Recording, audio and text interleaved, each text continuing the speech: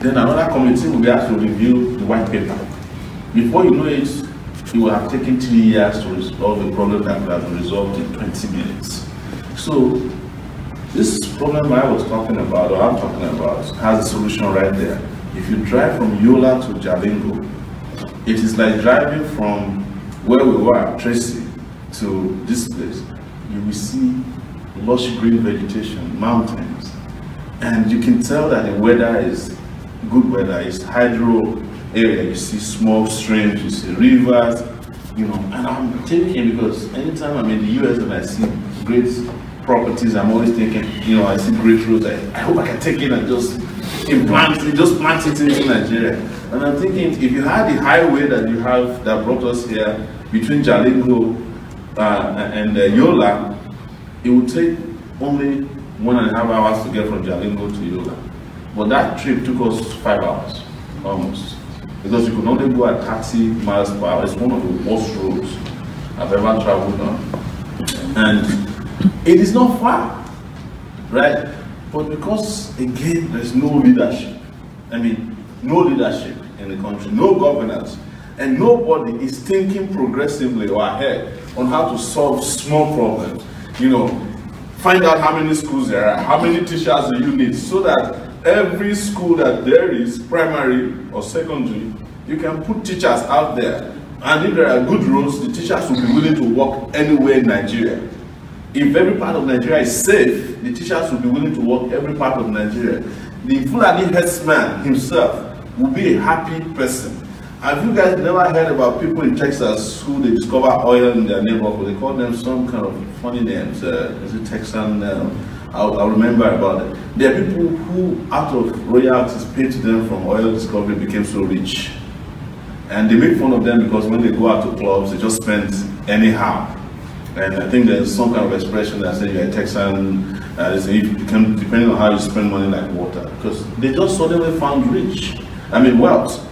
It's the same thing as that would have been happening to Fulani herdsmen.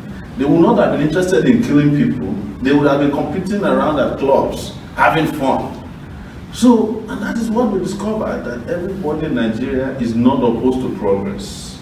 When we went to Kano, we met women, and you know, we were trying to show the clips here, who were telling us they want schools for their children. They weren't asking for Almajiri schools.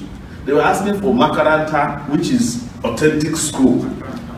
They kept saying Makaranta when we asked them, what do you want? Say Makaranta. Because they understand that the easiest way to get out of poverty is to have a child who is educated. And no matter what anybody has told you about northern Nigeria, they have one singular interest, is to climb out of poverty. That is why when you see an average northerner, they organize themselves and call themselves Talakawas. Talakawas mean they have nots. But I tell you, there's no politician out there who is talking to them. They are not interested. They want to keep sustaining that poverty so that they can have people who will come around and be begging them and dancing for them. The poorer people are, the easier it is to mobilize them to do whatever politicians want them to do. That is why you see a Buhari rally that has 1 million people waiting. Not because they understand what Buhari stands for, but because they are so poor that if somebody just tells them this is what Buhari is about, they will die for him. They call him Megaskia in the north, the man of the truth. Because somebody tells them, because there's a lot of people in the north are not educated to understand that Buhari is not Megaskia. Buhari is what they call Monafiki Banza in the north. That's a dishonest person. But who dare say that except myself when I went to Kaduna? I said it. And it's in this video that they were playing that I said this man is a dishonest man. And I broke it down to them. They were surprised. I said, ask yourself, you are here dying for Buhari. Where is Buhari's children going to school? There is no Buhari's son or daughter in an Amajiri school. They are going to school in London. They are carrying iPhone, you know, the best Android phones. You know, when they want to marry, they don't go and marry somebody who graduated from Amajiri school. They go and marry a guy that has a PhD and whose father is very rich. Why is Buhari's children not marrying into the Amajiri culture? And the moment we start breaking this down to them, we had a Hausa interpreter in Kaduna who was doing a fantastic job. He will even add more to what I have said. And people started getting worried in the hall because this event took place in Arewa Hall in Kaduna. And you don't usually have a chance to even get a place there. Talk less of having the audacity to speak truth to power, where these elites have already, taken control of people's minds. So again, I'm carrying you guys, with due respect for the journey that I have embarked upon in the last 6 months, and with the results that I come back with, that Nigeria is ready. But the question is, are we, those of us who are, middle class elites, diaspora sometimes, ready to actually go into Nigeria to change Nigeria? In fact, not only is Nigeria ready for a change or a seismic change, Nigeria is ready for a revolution, if only there's somebody willing to pursue it. And it is not true, contrary to what the politicians will let you believe, that Buhari is controlling everybody in the north. There are people who don't want to hear Buhari's name anymore. And we found those people in places as far as Zamfara. We have video evidence of everywhere we stepped onto in Nigeria. We took pictures and we took videos just to show to people that it's not fake. And when we are entering into those cities, people are welcoming us at the gates of the city. And at the time I was wondering, how did they know me? Because ahead of us, they also have told a few of them, especially young people, that there's a guy who's from the south, but who knows our problem and who's willing to discuss it, who's not afraid. In fact, the reason why a lot of them were moving around with us was the fact that they said, man, you have courage. Nobody dare come to the north. But it is all part of the scare tactic of the political class, that they've already programmed you to believe that if you stepped out of Abuja, some person will just carry you and eat you alive. In fact, where I have faced the most security challenges since I started was not in the north. It was among the so-called, educated and enlightened people in the southwest that held us to ransom after rallies, demanding for money from us, money that they know we don't have. Nobody in the north ever asked me for money after an event. But the same country, we saw people who were refugees in their own land, who have been displaced from their land. And nobody's telling these stories. But we are reaching out to them and giving them promises and giving them assurance that help is on its way. That has been my journey in the last 7 months. And after a movement we created, which is called Take It Back movement, you must have heard, which by now has also risen to California. I think Obama was here a week ago and he was saying take it back. In fact, somebody accidentally donated $1,000 to us because we're part of the movement. But they took back their money as soon as we found out it's Nigerian. We need a replacement of that because we had already celebrated it. Yes. So when we finished in 6 months, we then started going around trying to join the political party. Found out there are no political parties in Nigeria that have ideological standpoint. They are all part and parcel of the working political system. In fact, most of the political parties are owned by either PDP or APC. They use them for special purposes. So we're having conversation with them. 2 of the political parties were having conversation with and joined a coalition formed by PDP while we were talking with them. Having told the PDP that we had already joined them and that they would be able to deny me a platform. So we withdrew and secretly or quietly went and registered our political party. And when INEC announced 33 new political parties last time, our own number was #1 on the list of political parties in the country. And #3 of all the political parties, if you look at the ballot paper that they have produced, the specimen they produce now. And we have been expanding rapidly ever since then. Why are we in front of you here? One, to have a conversation with you about the way forward for Nigeria, which you already know. I'll be telling you that it's the only thing we do in diaspora is talk about Nigeria. Anytime 2 of us, we are reviewing Nigeria. Yes, so there's nothing to tell you that's new. Secondly, is to also start having a conversation as to how we go back, when we take it back. Because I know a lot of you, like myself, we're tired of this place. Mostly, several of you came here hoping you spend a few weeks. 2 weeks became 19 years for me. And by next year, it will be 20 years.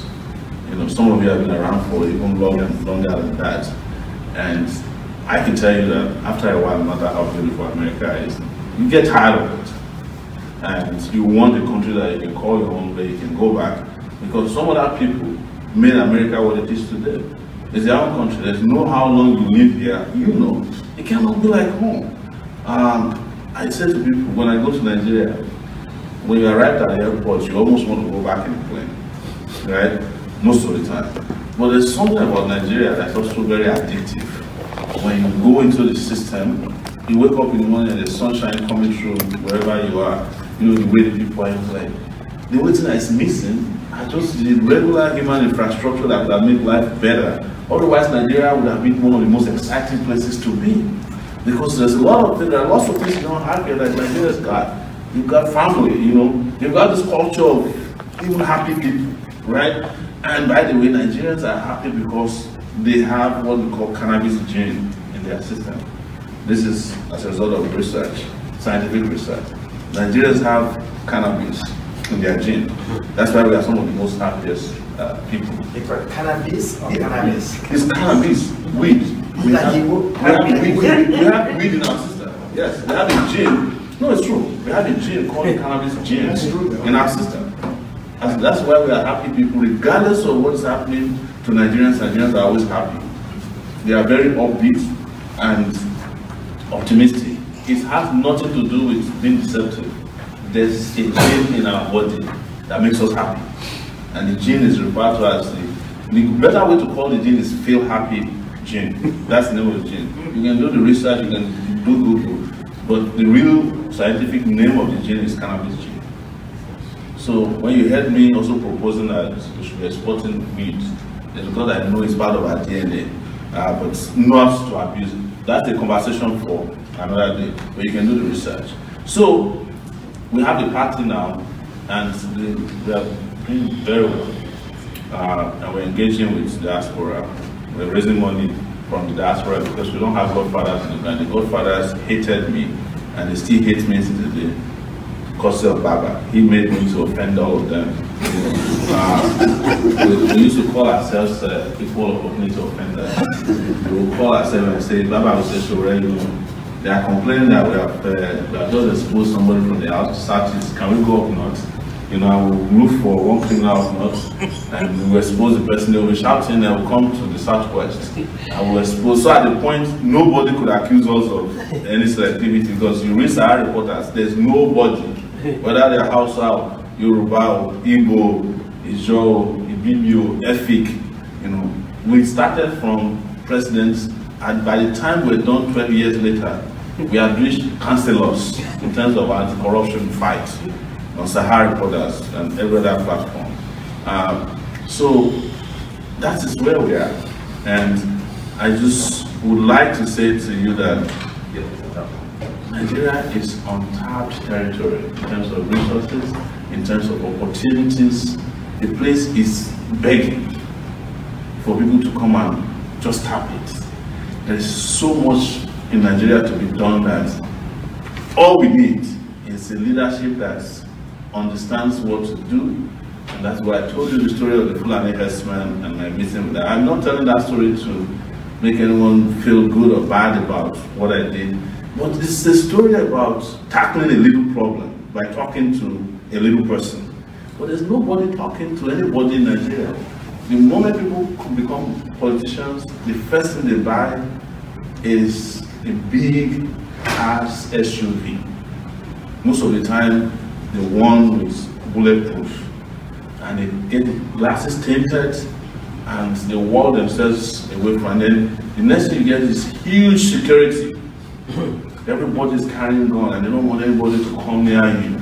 So when you wall yourself against the people like that, because you have already assumed first and foremost that the people are your enemies, there's no way you can then reverse and come and talk to a Fulani herdsman on the highway. And there's no way you can talk to the farmer whose crop they've also, been destroying, to understand their own part. So the fact that their teachers, their schools don't have teachers, because you're not talking to anybody. That is what they call retail politicking in the US. People have to go out there and find out the problems of their own people.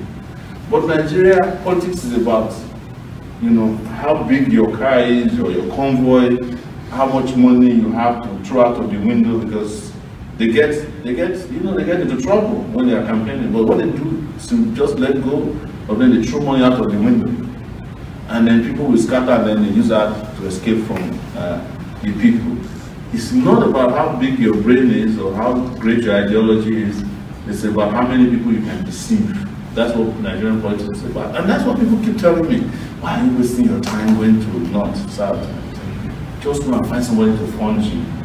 You know, people will listen to you. But I found out that there's the other way around, that you can use to get people to start talking and listening to you and engaging with you. And Nigerians are not as stupid as we think. In fact, I found Northerners to be more politically conscious than other parts of it, because everybody we met in the North had a PDC. But the elites in the South, they don't have. They are too arrogant to vote. We found out between Lekki, Ikoyi, Victoria Island, that there are over 2 million people who don't vote. And these are the people who could have been voting against Tinubu and the rest of them. Because you cannot go and give them Ankara or buy them food or bread. But they don't vote. During the election, they are the ones on Twitter right now. But they don't have PVC because they have never even taken out time to go and register to vote. It's too dirty, you know. So how then do you continue to have a country that's going to work for you when you are sharp but you don't vote? And then the people who are voting for governors of Lagos State, they are in Oshodi, they are in Aboleba, Ajegule. That's where the politicians are spending their money. Tinubu lives in Ikoyi, I think. Yeah. He doesn't campaign in Ikoyi because there's nobody to campaign to. Everybody is living in a big mansion and they can't talk to him. Everybody is like puffing around, and he understands that they don't vote. So when he wants to campaign, he will drive with his convoy to Yamapacha, talk to the people there, give them enough money, give the LCW money when necessary, weapons, and they come quietly back to their neighborhood, come and wait for the outcome of the election results. And they always get it right because they know how to play their game. Because people who should be voting don't vote. The same thing is happening to even our diaspora. People who should be investing in elections don't do that. They are waiting for, you know, wonders to happen, or magic to happen, or miracle to happen in Nigeria. And when it doesn't happen, we get upset and start writing very long articles. Because I publish articles from the diaspora for 12 years. So you can imagine how many articles I publish from great writers from the diaspora. Complaining is the same thing. I told the guy one day, I said, this same article you sent me, you've written it every year for 5 years. Just change the date. When are we going to change our attitude towards these people? That's the reason why I'm here before you. And I want to engage and interact. You know, I'm very humble about it. You guys know better than I do. Most of you have been in this game before I came into it. So many of you have taught school students, you've taught generations of people who are going to develop their own countries. So I have Chinese students when China was nothing, and they've gone to make China to become the biggest thing to happen. You have had Indian students come through you, or you've been classmates with them, and they have made something of their country. And you only have Nigerians who have come, who are only here to stay and not want to go back except they are deported or when it is too late. So that's why I'm here. And that's my story in a nutshell. It didn't have any particular order on my way here. I never wrote a thing down. I just look at your faces and want to talk to you. And it's in a lot of ways anecdotally, you know, because I know you understand the problem. But how do we take it from here without overanalyzing it? We already know the solution to the problem. The solution is leadership. Yesterday, we were at a fundraiser, and one great guy asked me the question about restructuring. And I answered it. I don't think he was happy about my answer, but when my colleague did, she took over and said, the person who does answer this question, this is his history. He said he withdrew his check of $250 and wrote a $500 check in replacement for it. He said, you know, between what you answered and between what you told me, I think I have found the solution to Nigeria's problem. And we were told as he was writing a check that he actually has been a PDP operative here. But Nigerians are tired of PDP and APC. They are looking for an alternative, and we have presented ourselves as an alternative. They are believing us, but we need you to help push. Truth is that at home people actually respect us. Sometimes I think they over-respect those of us in the diaspora. But they do. They listen to us because somehow we are the economic engine room of Nigeria. In fact, I describe it as that we are the social security department of Nigeria. We are the ones funding weddings, paying medical bills, helping to build schools, boreholes, we are the ones resolving conflicts in some cases. We are the ones even helping sometimes where government has completely failed. The diaspora is among. We are the biggest foreign investors into Nigeria. There's no country in the world that gives Nigeria up to $1 billion in aid every year. Those who give $1 billion to you in aid every year will control your political life. We in the diaspora give Nigeria 50 billion naira officially in financial inflow through money transfer. Officially, between you and myself that when we want to transfer real big money, we don't go to Western Union. Because if you send $3,000 twice in 2 months through Western Union, they block you for the rest of the year. We go to the airport, look for somebody we can trust, take this money from me. So if you add that amount, we're probably at $70 billion that we're sending home, over 17 million people.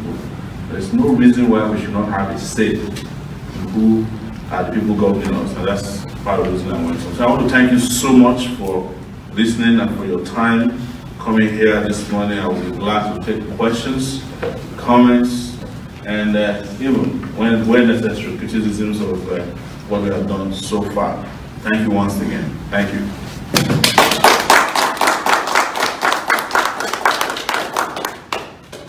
You have heard it all in terms of having a say. Here's an opportunity to have a say over here too. Do you have any question for our guest here?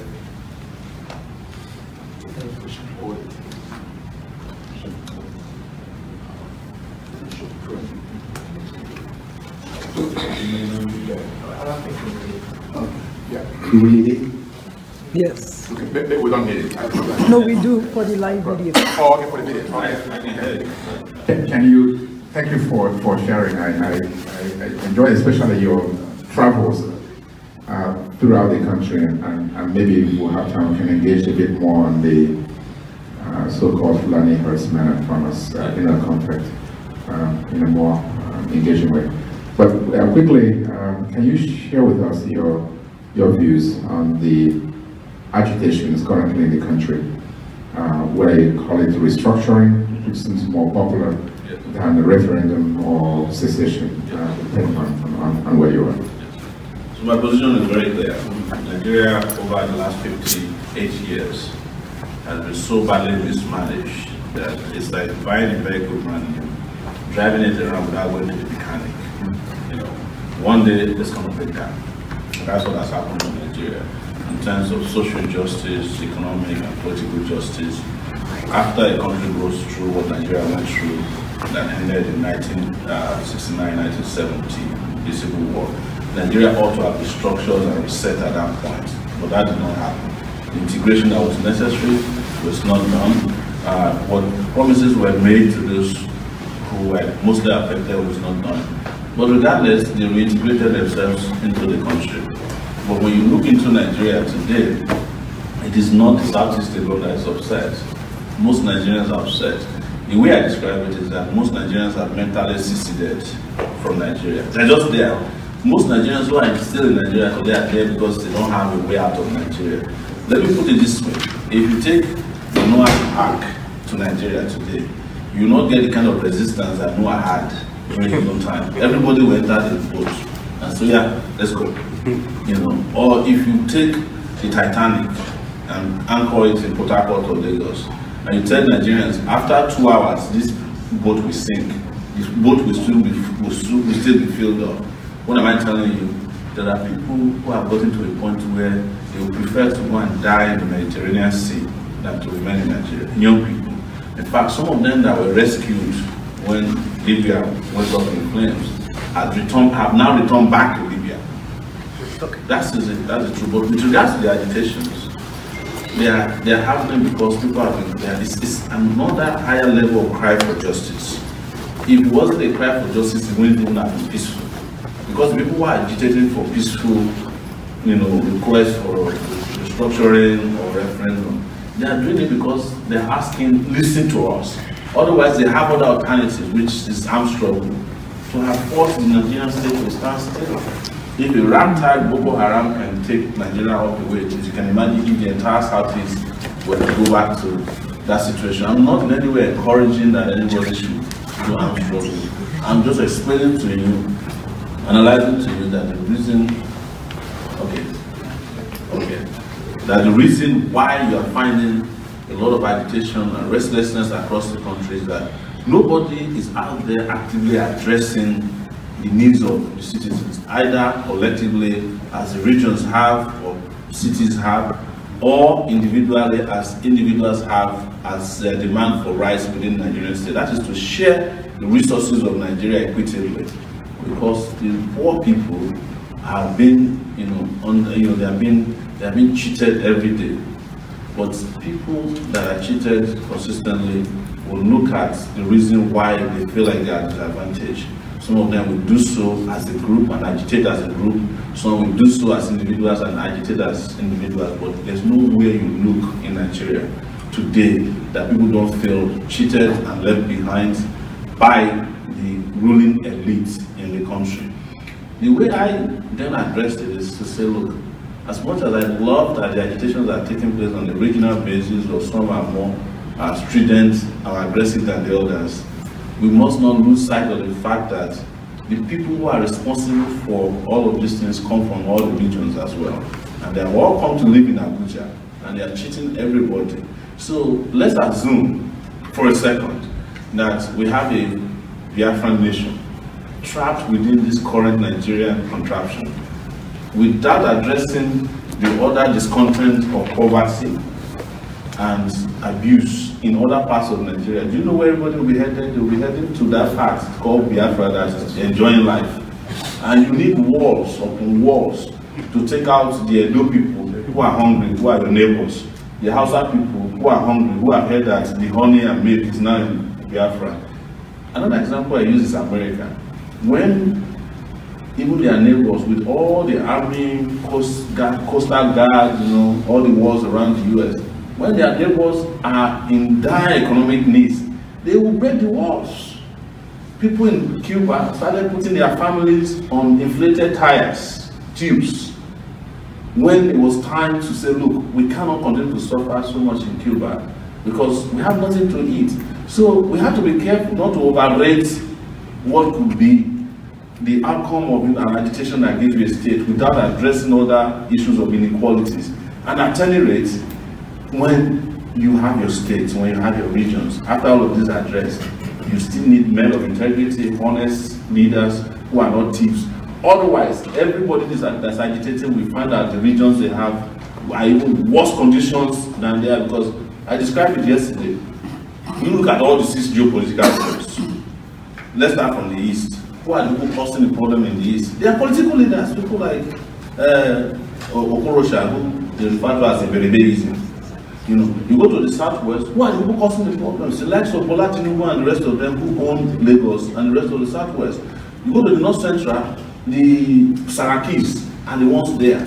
You go to the northeast, you have the Atikus with you there. You go to the northwest, you have the Kwakwasos all over the place. These guys are friends, and they are the ones controlling the political destiny of Nigeria. If you break up Nigeria, everybody will just return back to their zones and be doing the same thing. They will cause the same social dislocation that will create the uprising that if people don't organize right now to save themselves first from them, they would have defeated in advance whatever gains we can make from any restructuring. The first restructuring that needs to happen, one is economic, and also is a restructuring of character. We have to restructure and reset the characters of these leaders who have come from different parts of the country.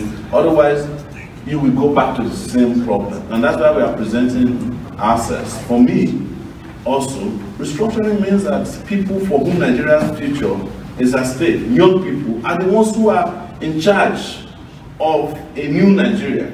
So let's assume that we are here tomorrow, there's a restructuring meeting or constitutional conference called, they don't invite me there because I've already made up their mind that I'm not consequential in the country. Who are the people that are going to find that this 80-year-old persons, the moment they start the conference, everybody falls asleep. When the conference is over, they wake them up, pay them, and they leave. The young people whose life at stake are not invited because they have not had a chance to even be to have the right to determine what goes on in their country. Those of us who have the effrontery, that's the way they describe me, that I have the effrontery to come back from America and say that I want to come and leave Nigeria. Look at this boy. That's what one minister told me on radio. You know, you guys probably watch a clip of it. Minister of Communication. Miscommunication. Look at this one. This one.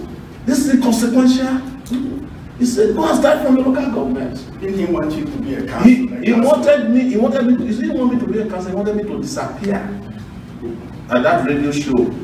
You can ask him, look at this boy. Did you know, for him, it's not that I'm challenging him, that he cannot imagine.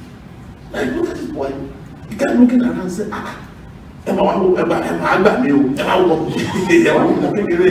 what he was saying in Yoruba, you know, until that program ended and he realized that something has shifted in Nigeria. Okay. While they were away.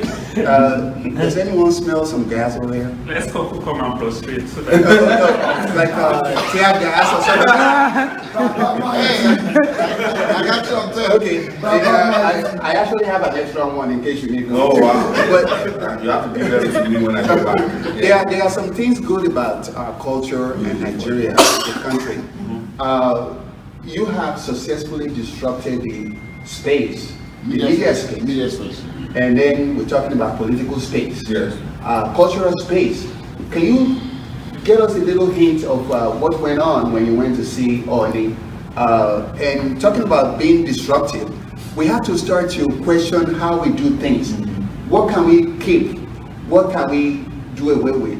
I know that in our culture, in Yoruba culture, respect for the elders is paramount, yes, and it has helped us in nation building. However, there are other things that are like dragging us on.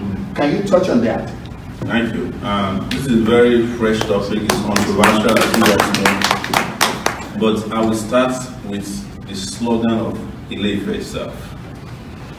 What happened that day is actually what Ile-Ife was built upon. And in Yoruba, it is Omodegmo and Agbon Lafita Ile-Ife. I don't have time to tell the story of Omodegmo and Agbon, but those of you who are Yoruba or those who are watching me would know the story. That when Ile-Ife was challenged most, it was the wisdom of a young person that, you know, kickstarted the thinking of the elders that made Ile-Ife to become what it is today. But there are also other parts of our culture that has been around for a long time. Slavery was culture. It was Yoruba culture. In fact, for 400 years, through Badagry zone, as we found out when I visited Badagry last year, 43 million people were sold into slavery with the sole help of Yoruba traditional rulers. That's true Badagry alone. There was a chief in Badagry that was so notorious for selling slaves. He was selling an average of 300 slaves per day. They call him Moby. Yes. So when you look at that, what is that culture? It's a subservient culture that the Yoruba part of the country has kept over these years. Whereas I respect that, I also must understand and let our elders, Omode and Agba, know that there's a point at which everybody must recognize the integrity of every Yoruba person. I was invited to the palace to meet the Oni for 12 noon. I arrived there at 11:48 a.m. For 3 hours, nobody approached me as to why I was being delayed. When it was 3 hours, then somebody came and said he will be around in 20 minutes. It took another 1 hour, then we were there 4 hours. Then when he arrived, we sat down and I was told that, you know, it's my turn, because I was the first on the list, whereas we had other campaign events. And, you know, the traditional rites were taking place, respected my loved one, and I was expecting, though, that as a human being, I will be told, look, this is, even it's not from the secretary that, you know, we're sorry for having delayed the events happening. Nobody told me anything. I was invited only to go and prostrate to the order. And because there's a part of me that don't just accept being mistreated because I'm a nobody, I decided to show displeasure by not prostrating without expressing myself first. Because I thought that behavior needed to change regardless of who was on that throne. Because the throne is as good as the managers of the throne. The country is as good as its leaders. And I challenged them. In the process of challenging them, I then called my colleagues who came with me, about 100 students that came from the University of Obafemi Awolowo University. I said, now that we made our position known, let's respect, you know, the throne. And we went and prostrated. Where we were prostrated, they tear gassed us in the palace. I thought it was something different when it started until I couldn't breathe anymore. And after we were choked, some woman even passed out. And when we couldn't breathe anymore, we went out, only to find out within the premises of the palace, they had people there to beat us up. So they started picking us and beating us up one by one. And I had to go back inside and say, Kabisi, within the premises of your palace, people are trying to kill us. We've been tear gas on the inside, and now you have people beating up people. Is this what everything is about? At that point, I think it dawned on him that something is wrong, and he said, how about we calm down? And I couldn't breathe more because the person who was releasing the tear gas did not stop. He said, well, take Sowore to my private residence if you can't breathe. I said, sir, I'm not going. It's better we just all die here, right in front of you. Let it be known that you invited me to your palace and this is, you know, treatment methods to me. But what I left the place with, you know, eventually we had the event, is that, you know, if cultures need to change, somebody has to step up to the plate. And most times when people step up to the plate, they are made as sacrifices. But you have to be willing to make that sacrifice so that you have an array or a future where people are not mistreated. The reason I protested is that I know that if I was Atiku, nobody would keep me for 3 hours. If I was Buhari, nobody would keep me for 3 hours. If I was one of the thieves, nobody would keep me for even 5 minutes. But it's part of our culture in Yoruba to look down on people. So if you're young. Yes, it's part of Yoruba culture to say, you know, you are a slave. Or so it boils down to what I've always hated, this discrimination of poor people. You know, there's a culture in Yoruba they call Taniye, which is who are you? Or they will say Omotani, who's your father? Because there's a blue blood in the system. And Yoruba people need to get rid of that. And if all I achieved Nigeria is not. No, I mean, because we're talking about culture. Oh, okay. Yes. If all I achieve is that another person who is a nobody is treated as somebody with whomever they meet, I'm fine with it. So that's what happened. And we resolved it, and my plan was that I wouldn't even be talking about it because we have to go back to the real substance of our campaigns. But if you ask me for another day, I wouldn't have done it differently. You know, and I hope that they also would have, you know, behaved differently. Thank you. We will continue to. We are going to take just maximum 2 more questions, and in the respect of time, we're here for this. Let's also know that this is also a fundraiser. If you believe in the cause, to be part of this movement, to make something happen, something different, somebody has to step up. There are t-shirts being sold out there, $15 t-shirts. Please take some. You don't have to buy one, buy more, so you can distribute it to other people too. And write your checks, your donation to support the cause. Now, the final, second to the last question. Go ahead, sir. Announce who you are and short question. Hi, Mr. Sowore, how are you? My name is Stephen Ikem. I'm one of the residents here. Oops, sorry. What do I need to do? I can hear you. Just go to your mouth. Okay. Yeah. I think I totally agree with you. I couldn't agree with your style anymore. First of all, on the restructuring thing, I'm going to make a quick comment real quick. I agree with you. If you restructure Nigeria, the same people are going to go back to their home country or their town and do the same thing. We have a situation going on right now in Anambra State. I don't know how everybody feels about Ojukwu, but that's not the point.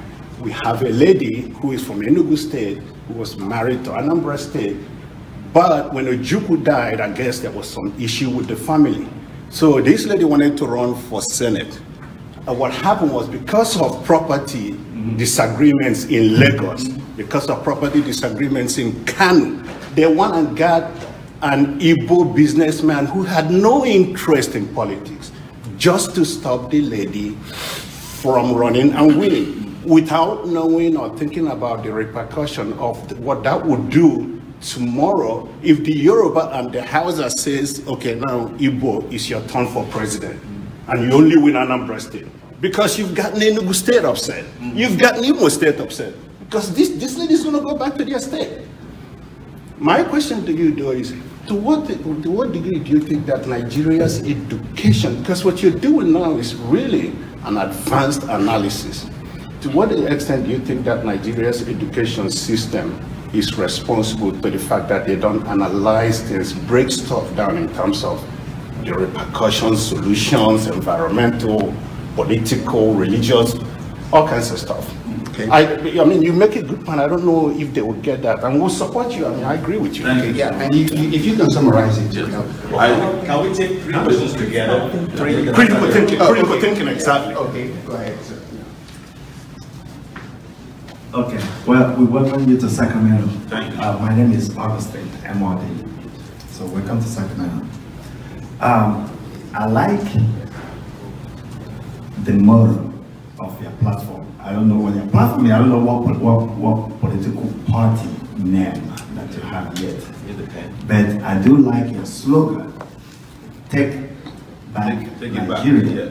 Take Back Nigeria is a winnable slogan. I haven't really heard much on how you tend to take Nigeria back. You are a politician. You are running to win. You can't quite solve all Nigerian problems, but you can market that name, make it a universal name, a household name for every Nigerian. The question becomes, how do you make them to buy into it? How do you make them to actually go and vote? Everyone here understands that Nigeria needs to change. Nigeria needs to change for the betterment of all of us. The question again is, how do you make that name a household name that everyone can go out and vote for you? Thank you. And the last one, right? Yes. Okay. Sure. Thank you so much for coming. I'll try and really be brief since we don't have a lot of time.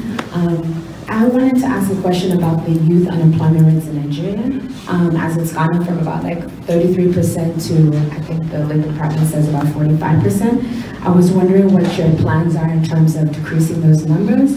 My other question, in a general sense, has to do with general enforcement of the law. Because I think a lot of people talk about corruption, they talk about bribery, but I also think it kind of comes down to if we have laws, I'm not so much talking about cultural laws, but civil laws in Nigeria, what are the consequences if they're broken? So even a general commercial transaction between somebody, a lot of people would just tell me, oh, well, you're on your own with that. There's no recourse, there's no repercussions, look at our legal system. So how generally can we change that perception of we have laws, but it's almost, you know, there's almost nothing to be done because they're not actually being enforced. Thank you. Good question. So I'll take these questions all at once. Thank you so much. Great question.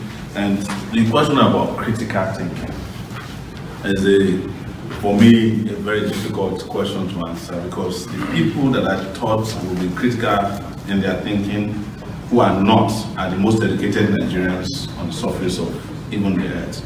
But when they open their mouth sometimes to intervene in matters that are critical, you are wondering where they got their certificates from. Some of them are even based here abroad, some of them have PhDs. They are called educated. Yes. So what it tells me is that there's a difference between education and literacy. A lot of people just learn how to read and write and how to use that certificate to work for somebody. If you haven't taken yourself to a different level, philosophically speaking sometimes, of understanding society outside of the classroom, you are as terrible as the person who didn't step into the four walls of a school. And that is what I see that's happening from Nigeria. But here is the solution. Here is the solution. Instruction has to be changed in our culture. Our education system is alien to us. It's alien to our environment.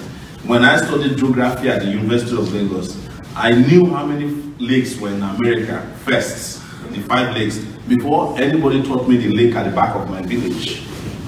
Nobody has ever taught me about the number of species of fish in our lake, but I can tell you the one that is in Lake Michigan. Because everything that's taken to our education system is imported from outside. And the earlier we start teaching ourselves what we should know about ourselves culturally, religiously, in terms of our geography, we are wasting our time. And that is where you get less and less critical thinking. In addition to the fact that the education system in Nigeria has been bastardized completely, it's like ground zero. And that's the conversation for another discussion in the future. The Take It Back slogan actually is becoming household already. I told you it came from Nigeria, but we didn't start it, but we're the ones who took it to Nigeria. And then it came back even to the US, where Obama is talking about it. When Deji, who is somewhere in the back, told me that Obama was using Take It Back, I thought it was Photoshop. He said, the guy is speaking right now on MSNBC. I went and found out that's exactly what's going on. It takes a lot more though in Nigeria because there's no uniformity of understanding of instruction. Most people still don't understand English. So we had to Take It Back in Yoruba. It was catchy, but when we translated to Igbo, it wasn't catchy to them. When we translated to Hausa, it was different. So the reactions are a bit different, but the constituency that we work with, which are young people, they bought into it completely. This is something when they see us, they say, those are the Take It Back guys, And they say to me, even kids say to me, take it back. And that's been like a slogan and greeting in Nigeria since we started 7 months ago. So it's growing on our people. Well, I wanted to respond to you that I don't consider myself a politician because I know the meaning of when somebody is called a politician in Nigeria. They are telling you that the man is a thief, and I'm not.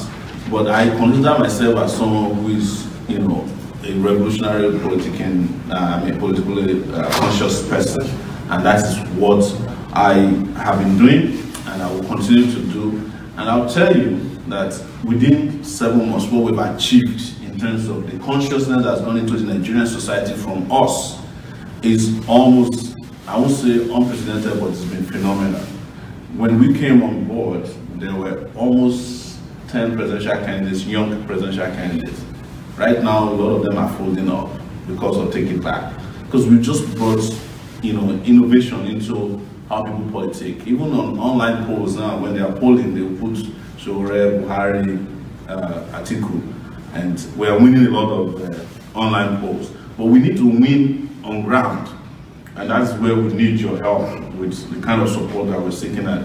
When you give us $5, it means a lot, because each time we spend $5 to catch up with our style, you have to spend 500,000 naira. Last answer has to do with youth unemployment. Very good question. What are we doing? Enforcement of the law. Yes. Sorry. What are we doing to decrease? Political party. The name of our political party, is the African Action Congress. AAC. It was 1 month, it's exactly 1 month, 1 day old today. It's unbelievable, right? And very popular. Youth unemployment. What did we start with? We have plans that we spelled out in what we call Spicer Heat, meaning to boost security of Nigeria, power sector, investment, infrastructural investment, fighting corruption, creating a new economy, restructuring health, education, agriculture, and tourism. And in the area of power sector development alone, where we are using what we plan to use renewable energy, we want to immediately grow Nigeria's electricity with a miserable 7,000 megawatts to 24,000 and give Nigerians 24 hours electricity. And from the north alone, we found out that we can increase electricity generation through solar by 4,500 megawatts. I'm not making it up, it is happening right there in Morocco and Tunisia. Morocco is going to be selling electricity to Malta and France next year, if they have not started already. When Angela Merkel visited Buhari, lifeless Buhari, I'm sorry to say, she told him, why are you not using solar in your country? Because I'm sure the woman was feeling the heat in Nigeria. Because Germany is shutting down nuclear power plants and using renewable to generate electricity. With electricity of 4,500 megawatts generated over 3 years alone, you can employ almost 2 million young people. Right?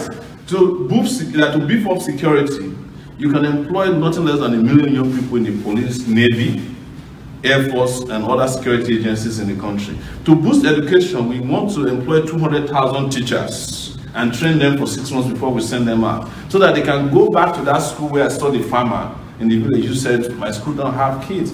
I was the one who paid for the teachers that taught the students for WAEC in my village this year. The government of Ondo State have no teachers, right?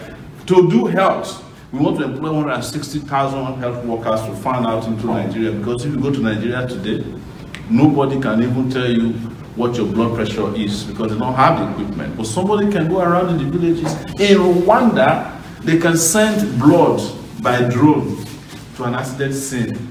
Nigeria Army, police, all of them combined together have only one drone that they develop or has never flown before. Every president goes there to commission it every year. So these 3 areas I told you can hire over 5 million people. We haven't even spoken about agriculture, where when we were traveling, the only thing we saw was a plow driven by donkeys in Nigeria, 2018. But for every piece of a security car they buy, SUV, which they call a Prado Jeep in Nigeria, you spend $50,000. An average governor has nothing less than 50 Prado Jeeps. What about if we replace them with 50 tractors in every state? Agriculture will become a revolutionary idea in Nigeria, and we will do it. And when you do that, young people are going to find jobs. And you haven't even talked about the technology sector. It's turning Nigeria into a tech hub, because the brain is there. Nigerians now have developed their own paper. They call it Flutterwave. You know, they have developed a variety of technological tools. I come from the technological sector. I started the idea of using Twitter, Facebook to fight corruption. When they started, they drove me out of Facebook, said, Facebook is for dating. Why do you bring politics here? Today, Sahara Reporters have 3 million followers on Facebook alone, 2-point-something million followers on Twitter.